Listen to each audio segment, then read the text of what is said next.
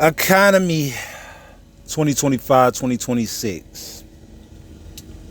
What's poppin', y'all? Y'all tapped in with the Head of the Game podcast. Once again, got another topic for y'all. Y'all ready to title? Let's get busy.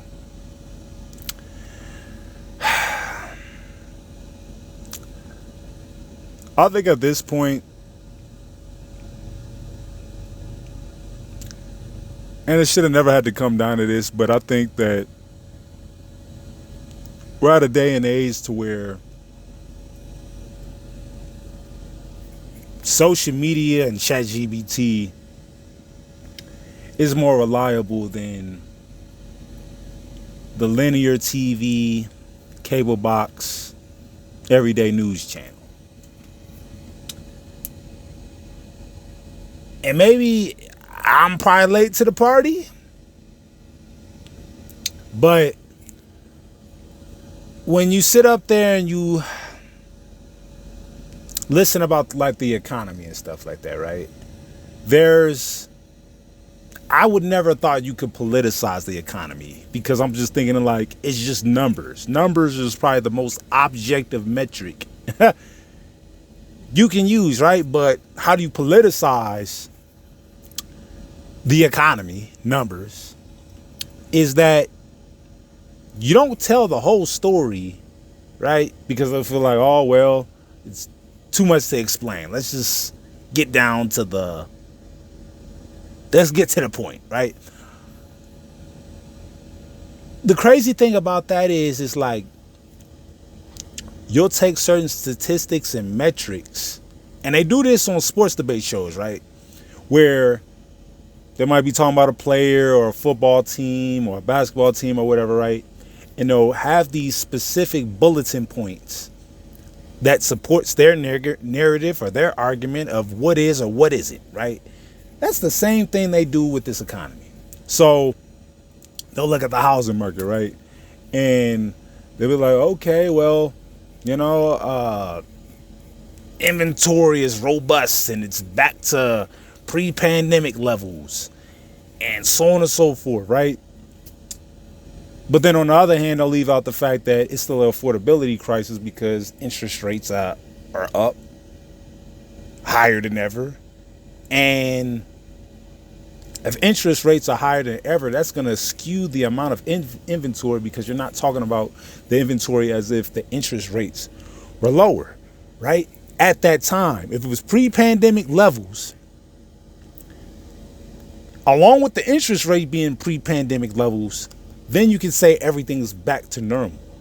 But if back in 2018 we had these interest rates, there would be even more houses on the market, because it's unaffordable for the interest rates to be so high, right? So that's what I'm saying when it comes down to these networks and these cable channels and stuff like that. Look, they'll pick a certain talking point, and they'll expand the truth and turn it into a lie out of thin air, because you're being disingenuous and you're omitting the other factors and metrics to give the audience a full picture of what you're trying to tell them, the reality they're living in. They're like, okay, if everything's so affordable and everything's so better as far as the economy and stuff, why do I go on Zillow and I can't get a home, the same home that my parents was able to get when they was making half as much as I was making in their day?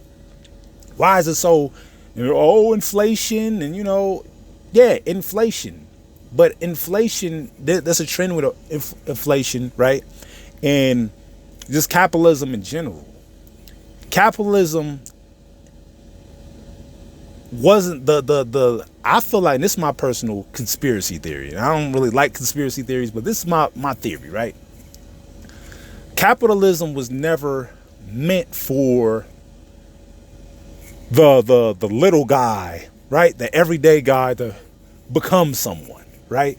It played a factor, but the bigger picture is just like most economies, right? Whether you got communism or socialism or whatever, the common theme is big bank is always going to take little bank. Now you could masquerade it and sit up there and be like, oh, well, there's always opportunity. And don't get me wrong, capitalism is the best business model, the best economic model for as a society or a civilization, but even it has its flaws, right? It's not a perfect system, and it's built for whoever has the money to keep getting the money, and the opportunities in each generation just keeps getting smaller and smaller and smaller and smaller, right?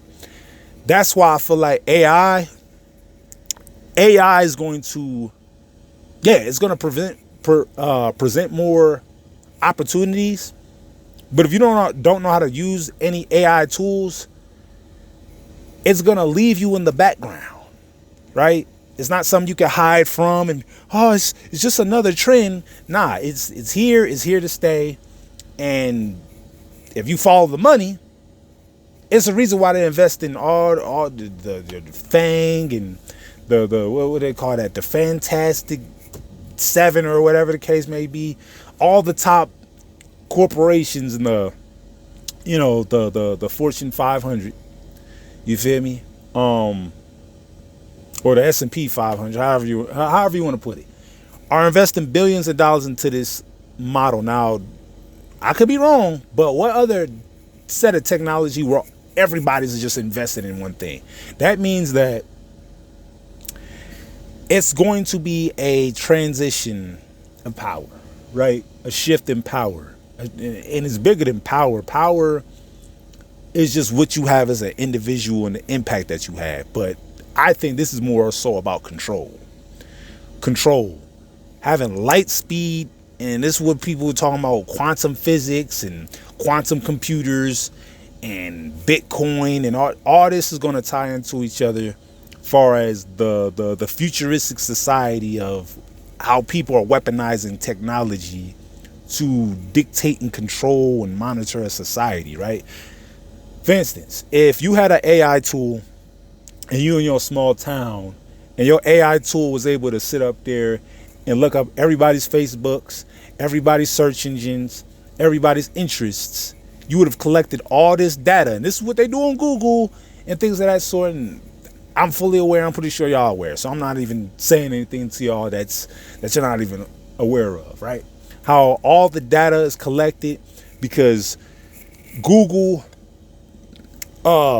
is basically what made YouTube. So when you type in a little whatever in your search engine and you decide to get on YouTube and you're clicking on a video and you start to see ads of things that you just researched on your phone, or because you got Google Maps and it's pinging you to a certain location, like, mind you, I'm at the Pilot gas station right now, right?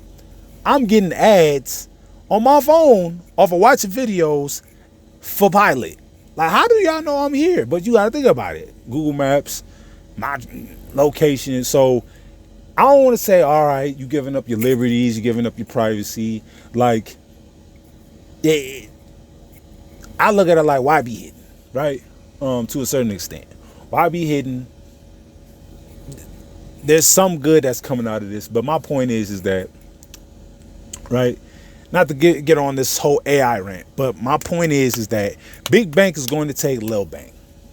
Long story short, and there's big bank is all the companies, all these big massive companies, and they're trying to extract and control the everyday people, right? And just going back to the example of which is, oh yeah, everybody on Facebook or whatever, you get everybody's search history. You would then be able to go into that town that you stay in, and you would be able to sell them whatever product it is. Or you would understand, all right, this should be a big hit based off of everybody's interest, all this data I collected. That's pretty much how AI is going to be utilized, right? Is using your information, your interests against you. You're not going to be able to see anything else. You're not going to learn nothing new. You're only going to get what you go out your way to look for. Nothing new is going to just come sporadically. Now, every now and again, yeah, you might see a video or a clip and be like, oh, that looks interesting.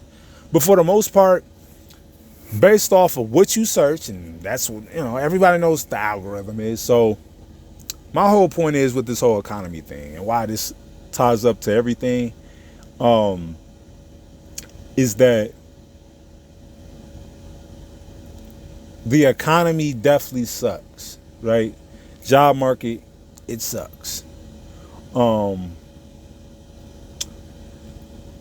Daily expenses, things getting more expensive.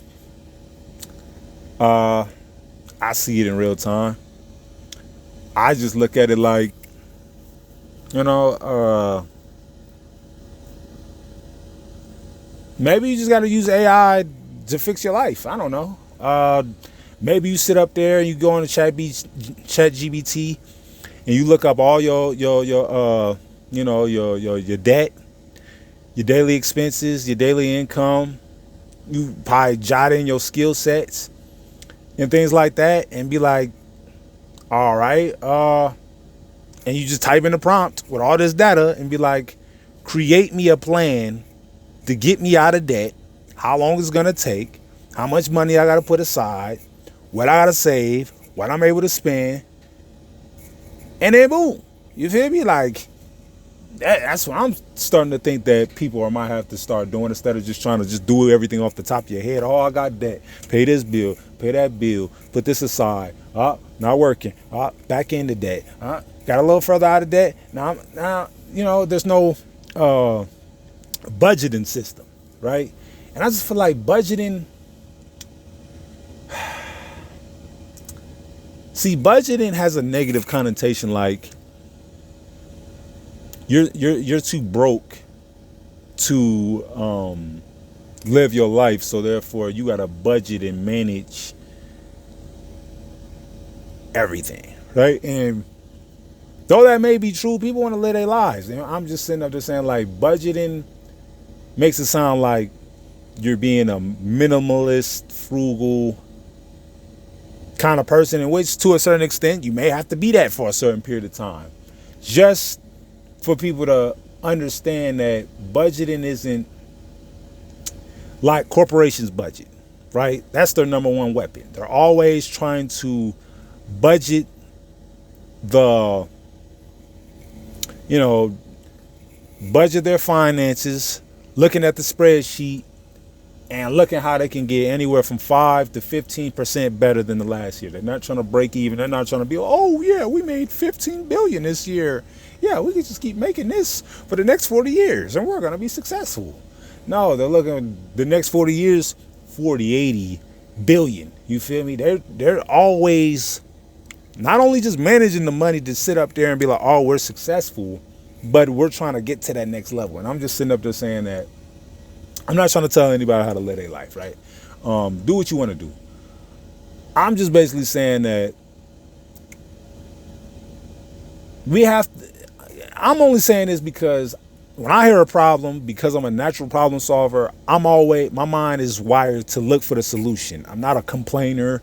I'm not a person that's going to be like, we got to change this and we got to fight back and we got to go beat the man. Like, that it's just, what, you're going to revolt, cause a revolution? What are you going to do? Right? I feel like the only way a person can fix themselves in this economy, in this situation, is to look in the mirror and understand that, hey, it's bad. It's really bad. It's not nothing to sugarcoat, but it can be a lot worse, right?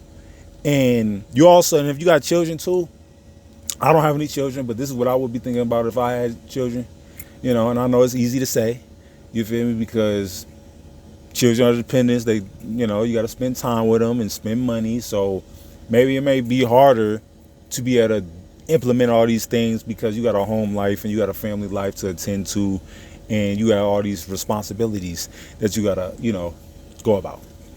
I get it, right? I get it, but I don't get it, right? Because I'm not in that position. But I get it from the standpoint that, hey, more opportunities, less opportunities due to more responsibilities. Let me put it to you like that, right? But all in all, there's just the harsh reality is like, there's really no other way to look at it but to sit up there, and you have to get your mind together, man. You got to get your mind together, and you got to have healthy conversations with people that's willing to get somewhere And it starts up here first. Before you sit up there and you start writing stuff down, your mindset, rather that be the negative conversations you have, you got to detox yourself out of that. You got to remove stuff before you start adding stuff to it, because it's already preoccupied. So, like I said, getting back to the point, this economy sucks. And there's going to come a point in time where it's going to get better. It's gonna get it's inevitable. Even out of the Great Depression or the worst time, in this country, you feel me? Even though there's similarities, there were better days ahead, right? Eventually, we're gonna be able to afford houses again. Eventually, cars are gonna be affordable. They're gonna do something. Whether they're gonna stretch the money out, print more dollars, or dilute the money. Where, hey, all right. Now houses are 600,000, but maybe minimum wage is $33 an hour, right? They didn't work the money around to where everybody has the opportunity again. But just keep this in mind. You really want a bad economy, because the better it gets for the common man, the even better it gets for the man that's above the common man. And I don't want to say above, but that's just doing better, right? You want a bad economy because that is the time you strike, right? Is when things are bad. When things are good, it's just kind of like what Warren Buffett says. If it's a bull market, you run away from that. If it's a bear market, you run towards it, because the consensus is always going to trend towards what you don't want to happen, because the outcome is always the opposite of what you think the surface level is. So I just look at it like, at the end of the day, you just got to do what's best for you, right? Because everybody's situation different. I can't sit up there and lay out a game plan, because I'm still trying to figure out mine, right? You feel me? I'm not in this super duper successful situation. Like, things are better, they're great. I ain't gonna sit up there in front with y'all, but I'm not gonna act like I got all the answers, because I don't. I'm still looking for them. So with that being said, 2026, we're gonna see how this play out. Y'all got any thoughts, any comments, anything y'all want to add to this? You feel me? Y'all more than welcome to. Feel me? Leave the comments down below. And thanks for watching. Like, subscribe. More videos on the way. I'm up out of here.